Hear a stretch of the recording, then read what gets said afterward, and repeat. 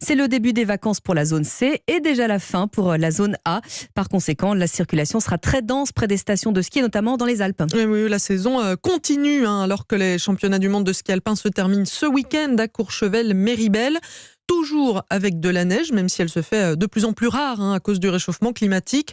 Plus de 140 athlètes, dont Michaela Schifrin et Alexander Kilde, ont d'ailleurs demandé dans une lettre à la Fédération internationale de ski de faire des efforts, Louise Salé, en faveur de l'environnement.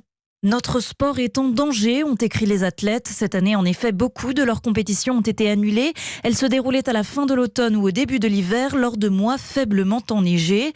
Pour eux, le calendrier des courses doit donc être repensé. Michel Vion est secrétaire général de la Fédération internationale de ski. On doit peut-être décaler dans le temps cette compétition, aller chercher la neige là où elle est, pas la faire artificiellement. Mais pour l'ancien champion olympique de ski Franck Picard, ces efforts sont trop timides, en particulier sur la réduction de l'empreinte carbone des compétitions.